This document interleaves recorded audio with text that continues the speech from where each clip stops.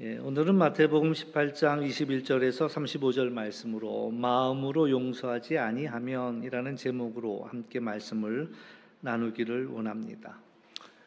우리가 이제 마태복음 18장에 있는 말씀들을 쭉 앞에서부터 우리가 생각해 볼 필요가 있습니다. 18장 첫 절에서는 제자들의 관심이 누가 천국에서 큰 자일까라는 관심을 갖고 있습니다. 그때 예수님이 하신 말씀은 아이와 같이 되지 않으면 천국에 결단코 들어가지 못할 것이다. 아이처럼 자기를 낮추는 이가 천국에서 큰 자라.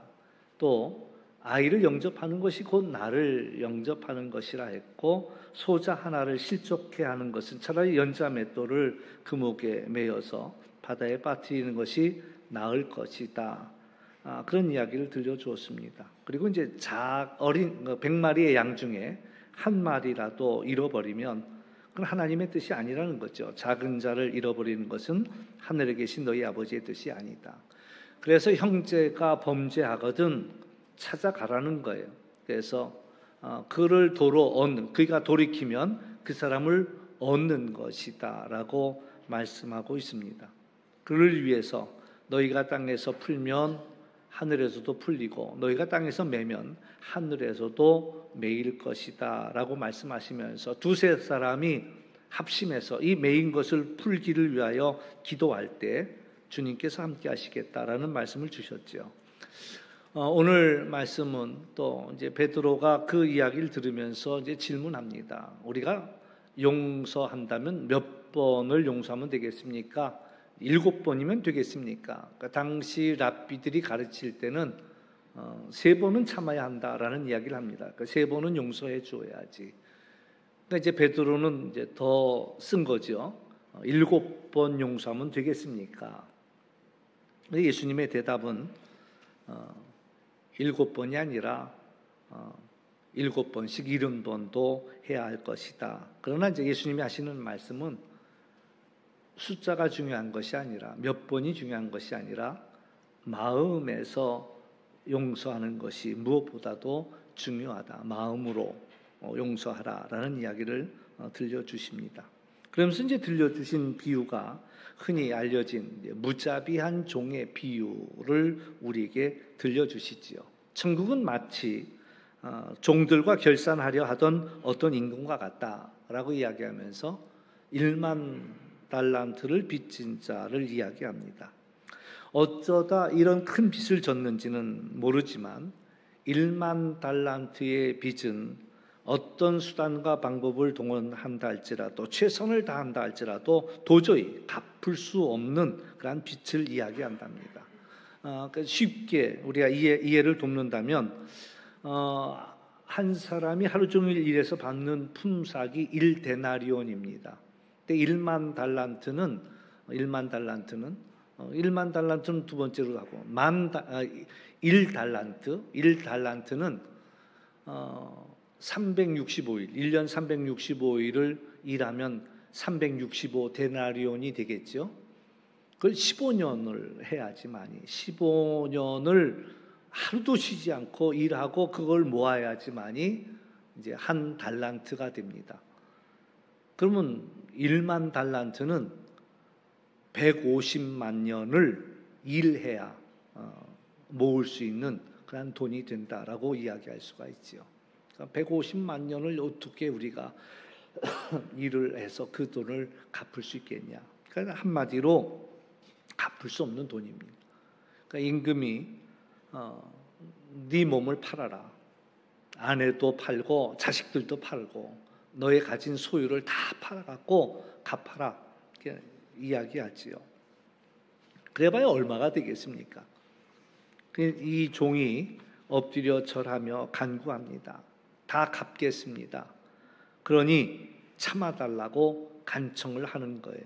말도 안 되는 소리죠. 무슨 재주로 갚아요?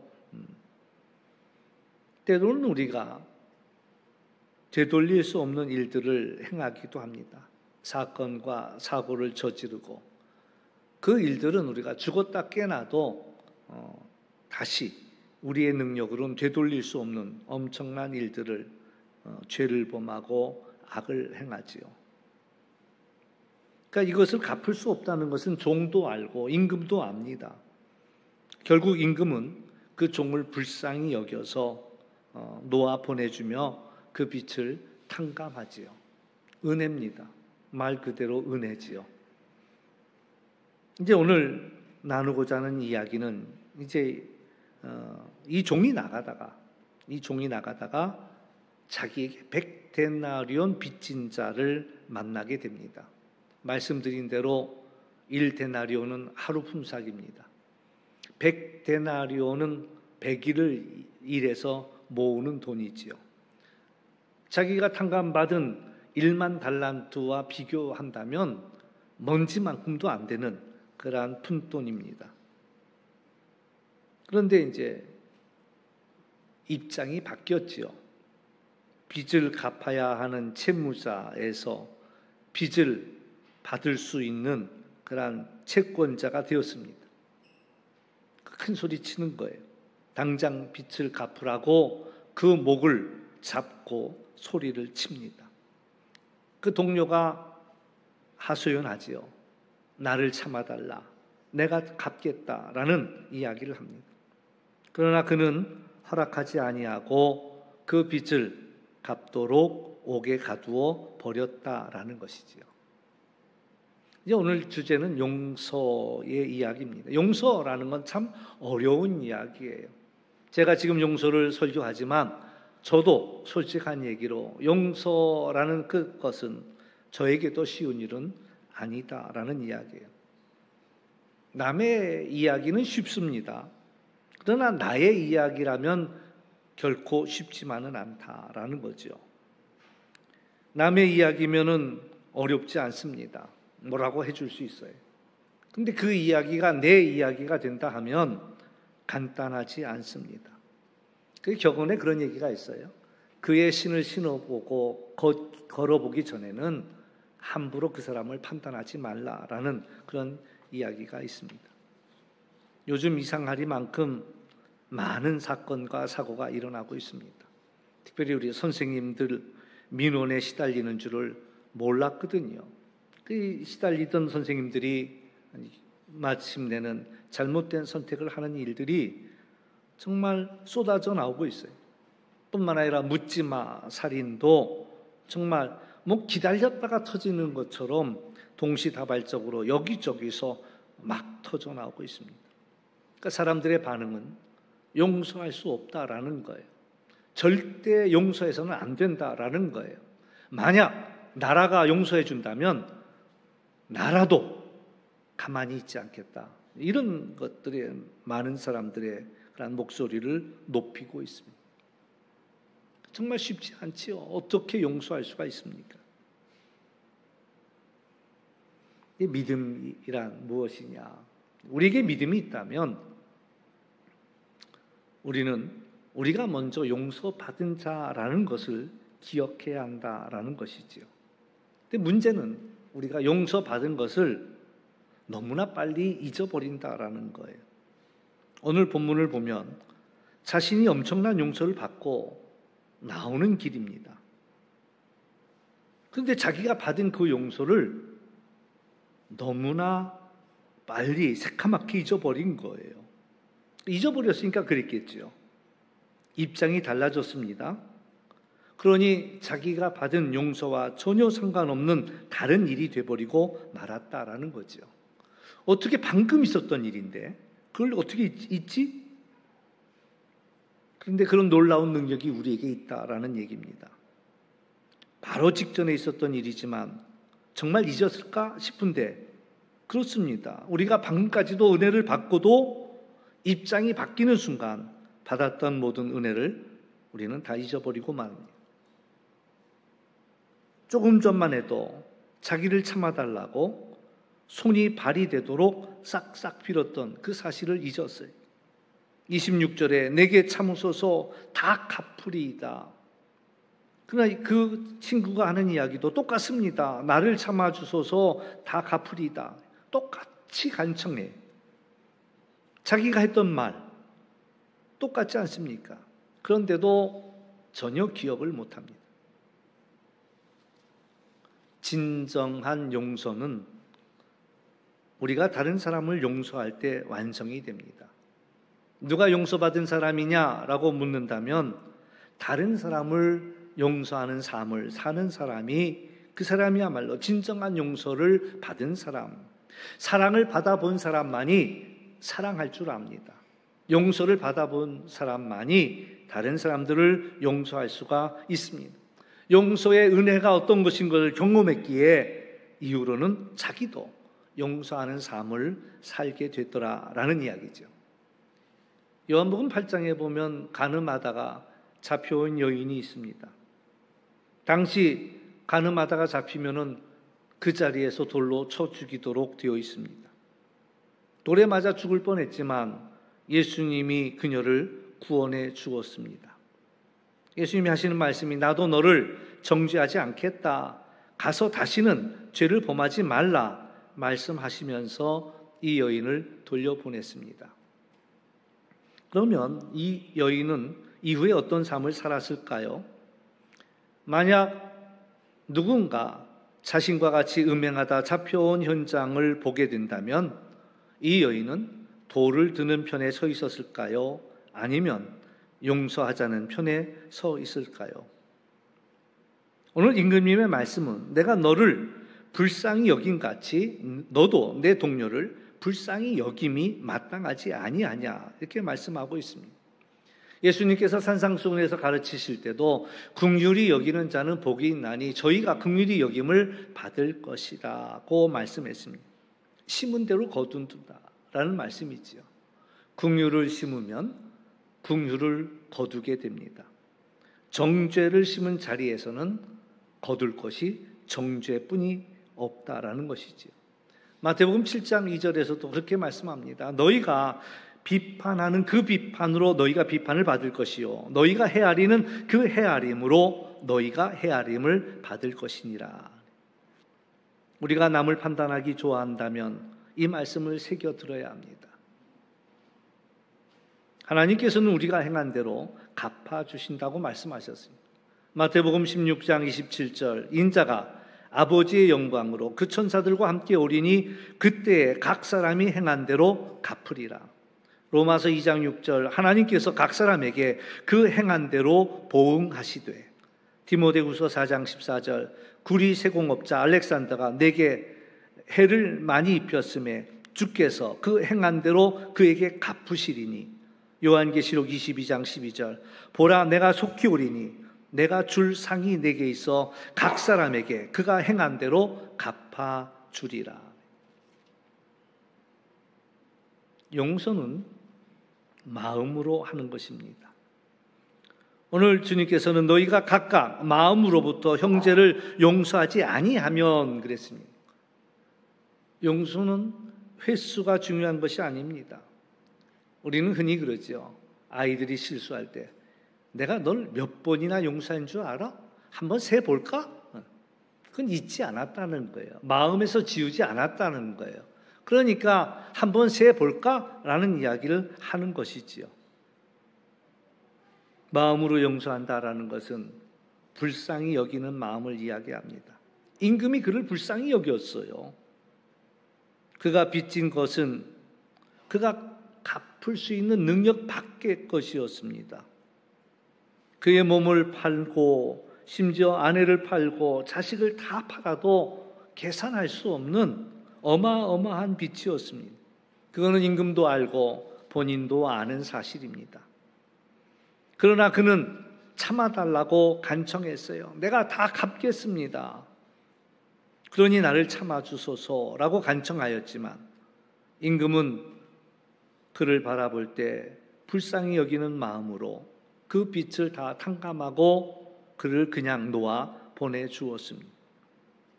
그렇다면 그 사람도 그이도 동료를 불쌍히 여기는 마음을 갖는 것이 당연합니다. 그러나 그러지 못한 거예요.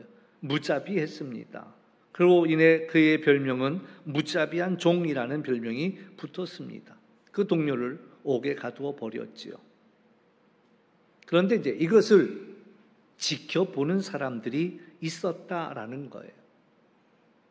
오늘 우리들이 행하는 것들을 지켜보는 이들이 있습니다. 그 동료들이 그것을 보고 몹시 딱하게 여겨 주인에게 가서 그 일을 다 알렸다 했습니다.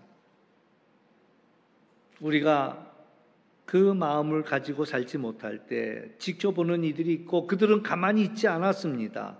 그래서 그 주인에게 찾아가서 있었던 일들을 다 이야기하지요. 참아달라고 간청하는 이를 무자비하게 옥에 가두는 모습을 지켜본 이들이 임금에게 그 모든 것을 다 이야기합니다. 이로 인해서 그가 받았던 용서, 탕감받은 것은 취소가 되었습니다. 어떻게 용서가 취소가 될 수 있습니까? 하나님이 어떻게 취소하실 수가 있습니까? 그러나 엄밀히 말하면 하나님이 취소하신 것이 아니라 그가 용서하지 않음으로 인하여서 그가 받은 용서가 효력이 상실되었다라는 이야기지요. 그러므로 오늘 우리가 받은 용서는 우리가 용서의 삶을 살 때에 비로소 완성이 됩니다. 이미 용서는 주어졌지만 우리가 그 용서를 살아냄으로써 우리가 받은 용서가 효력이 있다라는 이야기지요. 우리가 다른 사람을 용서하지 않는다면 우리가 받은 용서는 무효합니다. 아무런 효력이 없습니다. 땅에서 푸는 것이 먼저라고 했습니다. 땅에서 풀면 하늘에서도 풀겠다라고 말씀하셨습니다. 주님께서 우리에게 가르쳐 주신 기도에도 우리가 우리에게 죄 지은 자를 사하여 준 것 같이 우리의 죄를 사하여 달라. 우리는 그렇게 기도하지 않습니까? 주홍글씨라는 1850년도 미국에서 발표한 소설이 있습니다. 너세니얼 호손의 대표작인데요. 거긴 간음한 여인이 나옵니다. 그래서 이 간음한 죄인이라는 표시로 가슴에다가 주홍글씨로 A자를 새깁니다. adultery, 간음죄. 평생 그것을 달고 다녀야 했습니다. 여러 사람들이 보는 앞에서. 그러니까 사람들이 그걸 볼 때마다 알아차리지요. 저희가 간음죄를 지었구나. 이 여인은 속죄하는 마음으로 선한 일에 매진하면서 살았다고 합니다. 그러고 나서 사람들의 기억에는 그 A자가 새롭게 보이는 거예요. 저 A자는 천사의 엔젤의 A자인가 보다라는 생각을 했다라는 거죠. 오늘 우리가 기억해야 할 것은 우리 자신이 많은 빚을 탕감받고 용서받은 자라는 사실을 우리는 기억해야 합니다. 이런 얘기가 하나 있죠. 이제 사람들 저마다 다 죄책감이 있습니다. 남이 모르는 죄책감이 우리를 참 괴롭히는데 두 사람이 랍비를 찾아갔습니다. 용서받기를 원하는데 어떻게 하면 좋을까요? 그러니까 랍비가 그러면 너희가 지은 죄의 무게에 해당되는 돌을 가져와라. 그런 얘기를 했어요. 그러니까 한 사람은 커다란 돌을 하나 끙끙대며 긁고 왔습니다. 제 죄가 이렇게 크고 무겁습니다. 또 한 사람은 나는 살아오면서 그렇게 큰 죄는 안 지었고 그냥 자잘한 죄. 그러니까 이제 자갈을 여기저기서 한 주머니, 한 움큼 이렇게 들고 왔어요. 그러니까 랍비가 하는 얘기가 이제 용서해 줄 테니까 그 돌을 빼온 자리에 다시 갖다 놔라. 그러니까 큰 죄를 진 사람은 이 큰 돌을 가져온 사람은 어디에서 빼왔는지 아니까 갖다 돌려놓는 게 어렵지 않았어요. 문제는 이 작은 돌을 자잘하게 주워온 사람이 이 돌을 어디서 빼왔는지를 모르는 거야. 오히려 큰 죄는 용서받는 것들이 어렵지 않은데 나도 모르는 알게 모르게 지은 이 작은 것들은 우리가 다 지울 수 없는, 가릴 수 없는 그런 허물들이죠. 우리가 지은 죄값을 우리는 갚을 능력이 없습니다. 하나님의 은혜로 불쌍히 여기심으로 우리의 모든 죄가 가려졌지요. 그러니까 우리는 우리의 정체를 잊어서는 안 됩니다. 우리는 용서받은 자라는 사실. 때로는 이 사실을 잊은 사람들이 남을 정죄하고 판단합니다. 자기는 의로운 양, 착각하고 남을 잣대를 가지고, 엄격한 잣대를 가지고 정죄하고 판단하지요. 우리가 최소한 내가 용서받은 자라는 사실을 기억한다면 다른 사람을 정죄하지 않을 수 있다라는 이야기죠. 또 하나, 이 기억한다라는 말은 기억할 뿐만 아니라 우리도 그와 같은 삶을 살아야 한다라는 이야기예요. 우리도 용서하는 삶을, 우리가 이 땅을 살아가는 동안 우리가 해야 할 일은 용서하는 것을 풀어주는 일들이에요. 예수님이 부활하셔서 하셨던 말씀은 제일 첫 번째 하신 말씀, 너희에게 평강이 있을지어다. 두 번째 하신 말씀, 성령을 받아라. 그리고 이제 세 번째 하신 말씀, 사명이지요. 아버지께서 나를 보내신 것처럼 나도 너희를 보낸다. 그러면서 가서 사람들의 죄를 사하라. 너희가 사여주면 사할 것이요, 또 사해질 것이요, 너희가 그대로 두면 그대로 있으리라. 사실 예수님이 이 땅에 오셔서 사람들의 죄를 사한다라고 할 때 바리새인들은 그 말을 감당이 안 되는 거예요.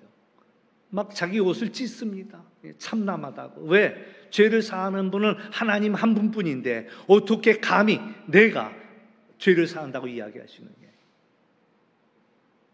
그러나 하나님께서 예수님을 이 땅에 보내주셨고 우리의 죄를 대속하기 위해 이 땅에 보내주셨고, 뿐만 아니라 예수님은 우리를 세상 가운데로 보내면서 너희들이 가서 그 죄를 사하라고 말씀하시는 거예요.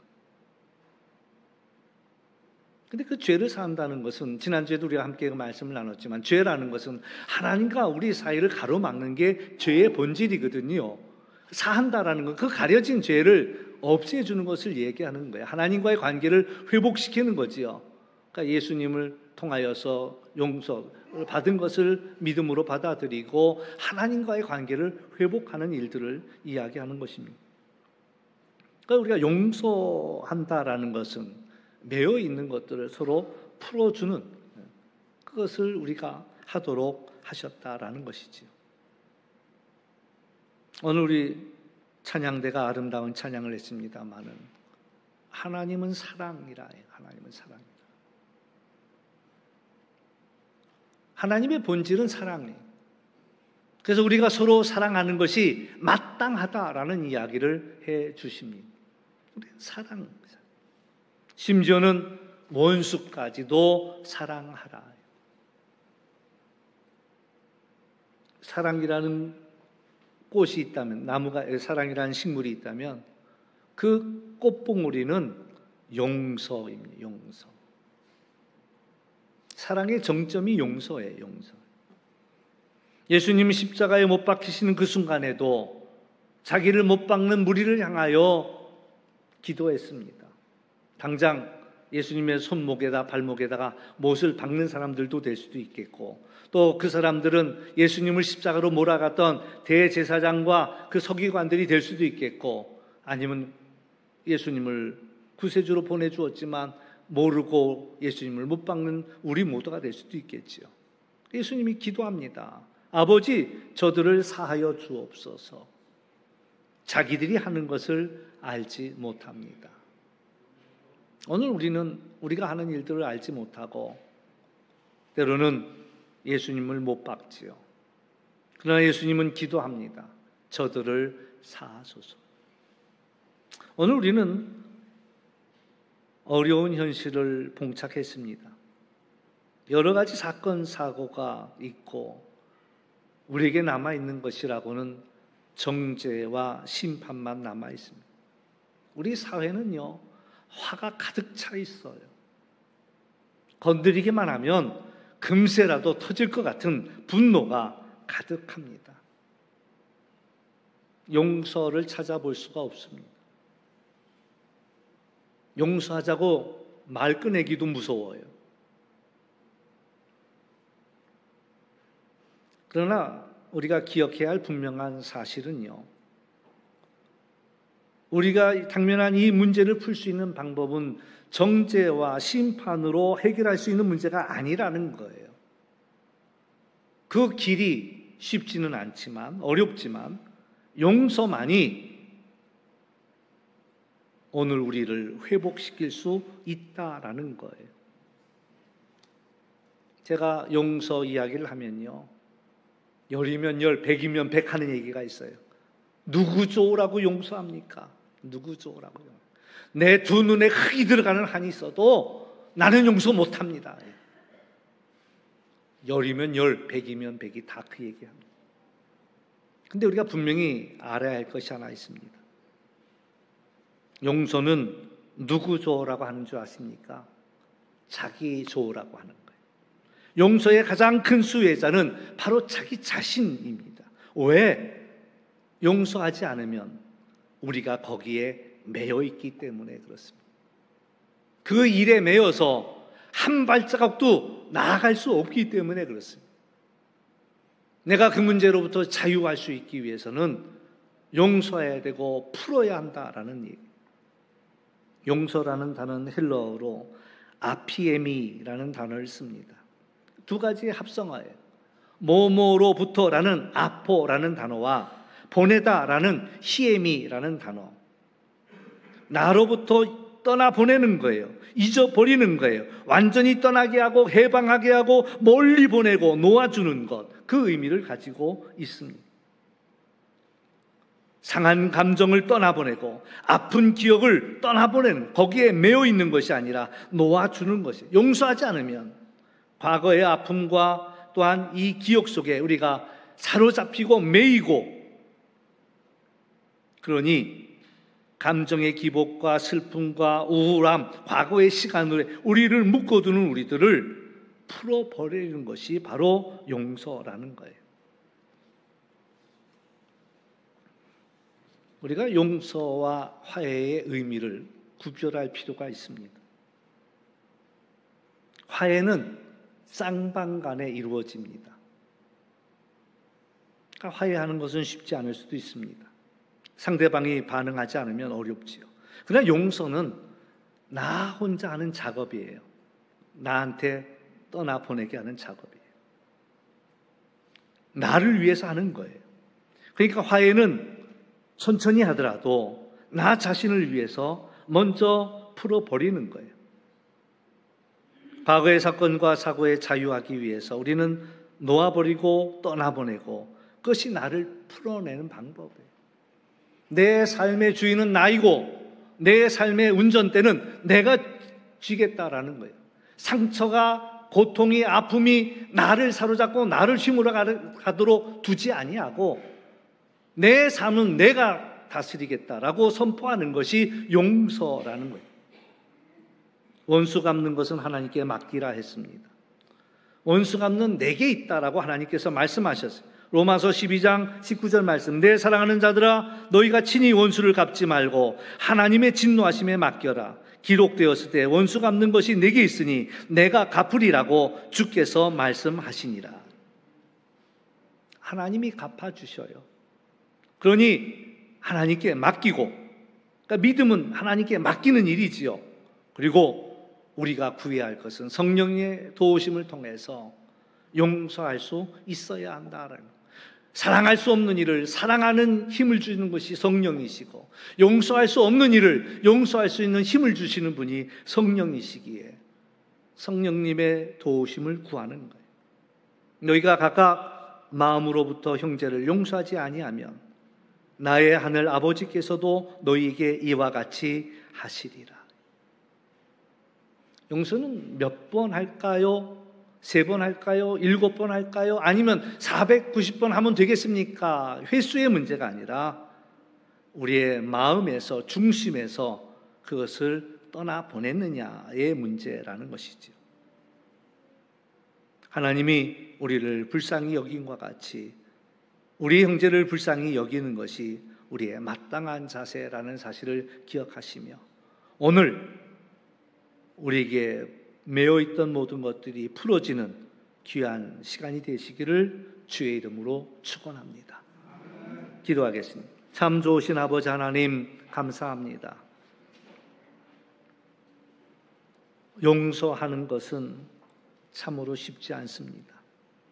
그러나 우리가 용서받은 죄인인 것을 잊지 말게 하여 주시고, 우리의 모든 문제는 하나님께 맡기며 우리는 불쌍히 여기는 마음을 갖게 하여 주옵소서. 간절히 원하고 예수님의 이름으로 기도하옵나이다. 아멘.